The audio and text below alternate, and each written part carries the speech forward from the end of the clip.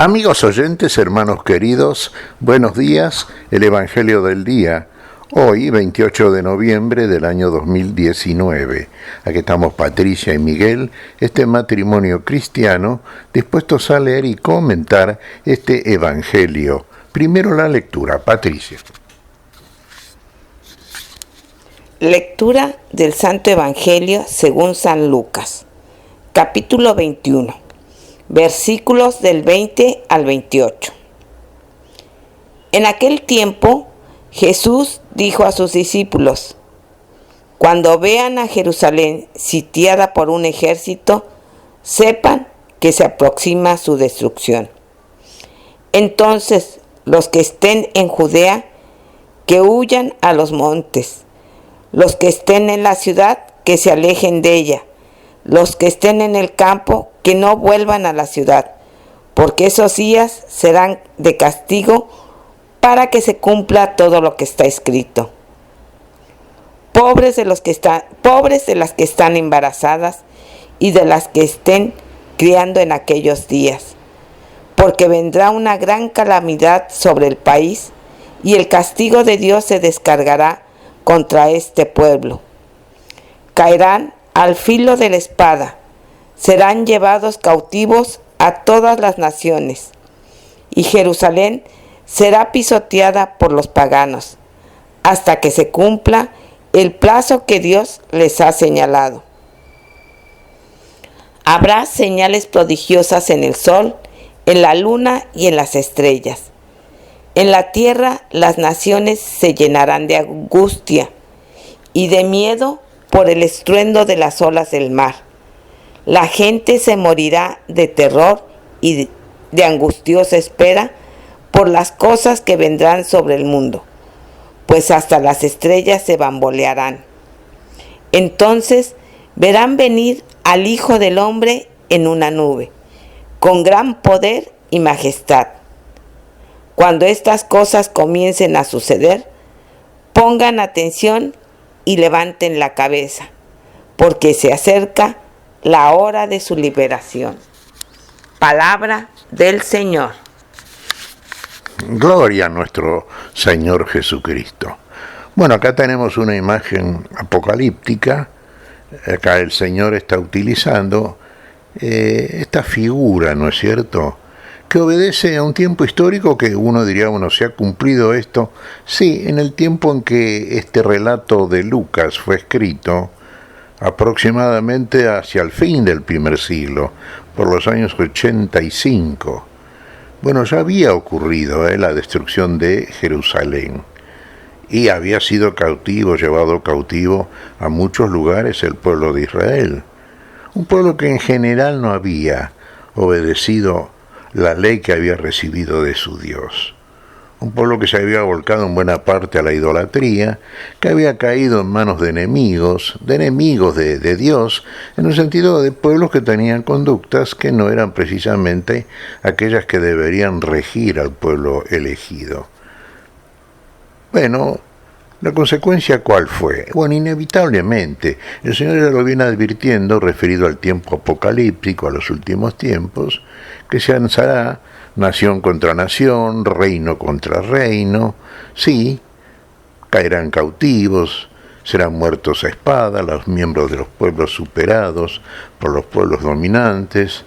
Siempre cuando echamos, y lo decimos siempre, hermanos, un vistazo a la historia del hombre sobre el planeta, de la historia de la humanidad, y vemos que la guerra ha sido prácticamente una conducta habitual de los pueblos y de aquellos que han querido dominar unos a otros.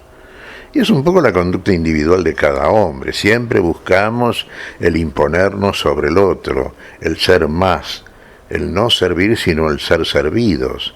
Bueno, todo eso que es una conducta puramente adámica, que debe ser sustituida totalmente por una conducta como Dios quiere en orden a su voluntad, para con nosotros y para con la vida en nosotros. Obrar la voluntad de Dios, amar y amar. Y no vemos amor en el mundo. No, lo tenemos que ver a través del testimonio de la Iglesia del Señor.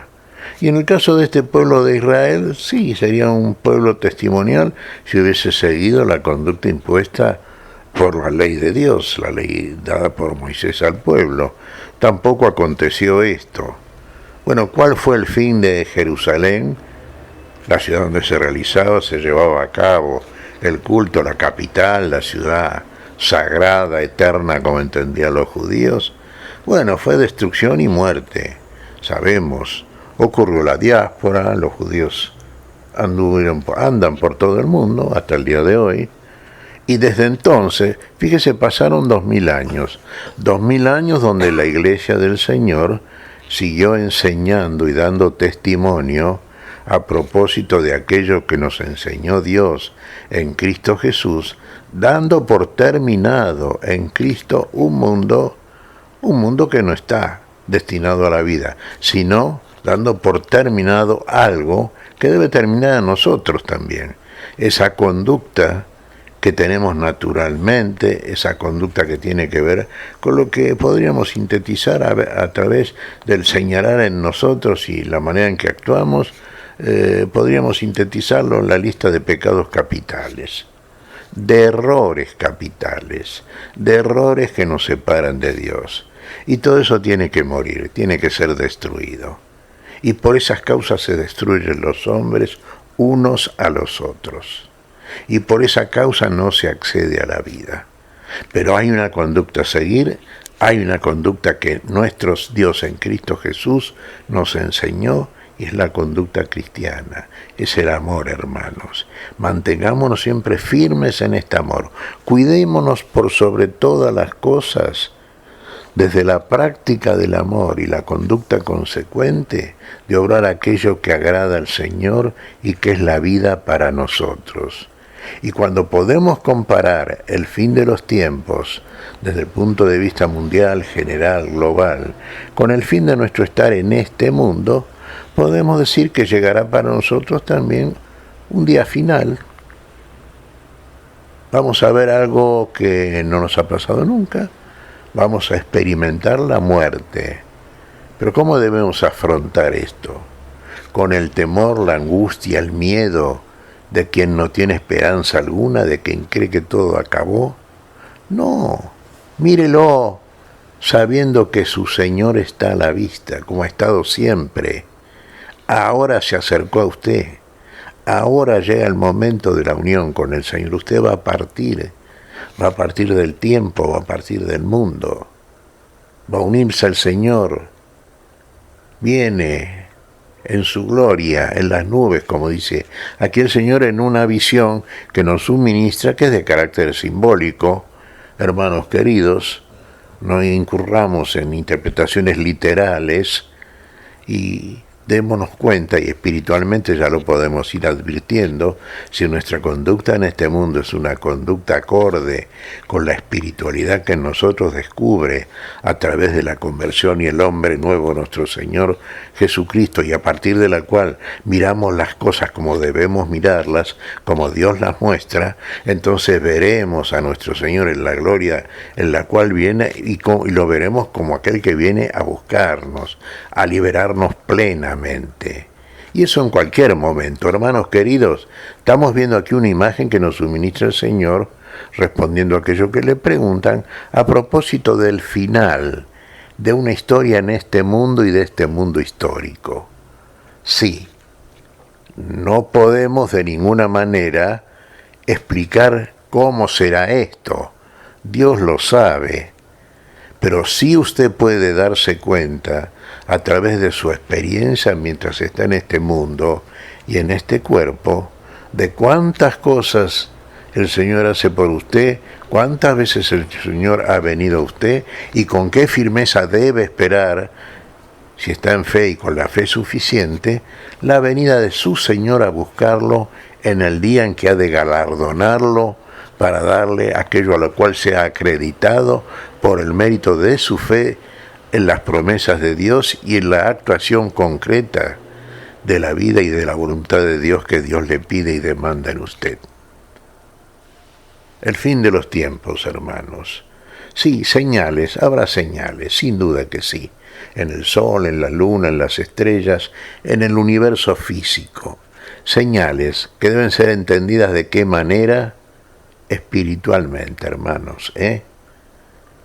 No se van a caer las estrellas, quédese tranquilo. Esto no se debe interpretar literalmente. Es un lenguaje apocalíptico para tiempos escatológicos que tienden por parte del Señor y de los profetas que lo precedieron a mostrarnos cómo Dios maneja los tiempos y qué lamentable final le acontece a aquellos que se apartan de la voluntad de Dios y de la voluntad de Dios para la vida. Bueno, aquí estamos viendo, de acuerdo a este relato de parte de Lucas, en este Evangelio, lo que el Señor le dice a los suyos. Lo había escrito ya, el primero de los Evangelios que se escribió, de los 4 que tenemos, hermanos, es el de Marcos, probablemente el de Marcos. Ya en el año 70 lo escribió Marcos. En el año 70 fue cuando cayó Jerusalén y fue destruida por los ejércitos romanos. Sí, la rebelión permanente de los judíos contra el dominio del imperio de Roma, bueno, finalmente terminó con la invasión de las ciudades israelitas y fundamentalmente de Jerusalén, y los ejércitos romanos de Tito prácticamente destruyeron todo. Una gran mortandad, lamentablemente, y bueno, este relato lo toma también Lucas, realmente, y Jesucristo, sin duda, nos está mostrando algo que es fácil de ver desde el punto de vista de la visión histórica humana. En todo tiempo ha habido guerras, violencias, pueblos dominando a otros pueblos. El pueblo de Israel, que lamentablemente, después del año 70, bueno, comenzó lo que se llama la dispersión o diáspora, y los judíos, sí, por todo el mundo. Pero en el día de hoy está todavía Jerusalén, sí. Está de una manera muy diferente. Hay un Israel territorialmente muy chiquito. Hay sin duda, bueno, siempre la propuesta del Señor, y esto es lo que vale, y esto es lo que trasciende el tiempo y aquellas cosas que acontecen durante el curso del tiempo. Hay de parte del Señor la propuesta para la vida. Estamos ya en Cristo Jesús en un nuevo mundo. Son nuevos cielos y nueva tierra. Esto se consumará plenamente en la realidad absoluta, pero ya la tenemos individualmente por la fe para cada uno de aquellos que quieren obrar la voluntad de la vida, la voluntad de Dios en Cristo Jesús. Y espere con tranquilidad y con alegría, como dice San Pablo, aquel día en el cual el Señor habrá de manifestar su gloria y dará su galardón a aquellos que aguardan su venida con la esperanza, ¿no es cierto?, de la plenitud de la vida. Esto será para nosotros el fin plenísimo y feliz, y el ingreso definitivo también y feliz en un mundo, si gusta llamarle mundo, en una realidad de una vida plenísima de felicidad y gloria. ¿Qué te parece, Patricia? Pues mira, Miguel, recordaba una historia muy humana, pero que yo creo que en pequeñito nos muestra cómo va a ser ese encuentro con el Señor. Es la historia de un hombre y una mujer que nunca se habían visto y se van a ver por primera vez. La cara de él, la cara de ella, una cara de felicidad, de sorpresa, de alegría. Así eran esas caras. Y cuando se da ese encuentro, hay como si fuera una explosión de sentimientos, de realidades que solo ellos pueden ver porque es el amor lo que los une. Y si pienso, ¿no? Si esto se da en dos personas, en un encuentro humano de amor, ¿cuán grande no será el encuentro de amor con el Señor?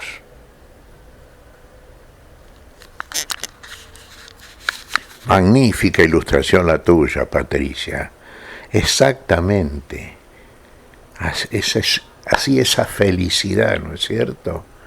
Cuando han de verse plenamente con esa mirada cargada del amor que nunca deja de ser. Imagínelo. Probablemente lo haya vivido usted. Bueno, Imagínelo con el Señor de la vida. Bueno, eso sería la conclusión de todo esto que estamos hablando, hermanos. ¿Qué te parece si agradecemos al Señor, Patricia? Muy bien, Miguel. Te damos gracias, Padre Celestial, en el nombre santo de nuestro Señor Jesucristo. Te damos gracias, Padre, te pedimos perdón por nuestras faltas. Señor, pedimos tu bendición, tu espíritu de fe, tu espíritu de esperanza, tu espíritu de amor, Señor, tu espíritu de vida y plenitud de vida. En tu nombre santo lo pedimos. Por Jesucristo, Señor nuestro. Amén y amén. Amén.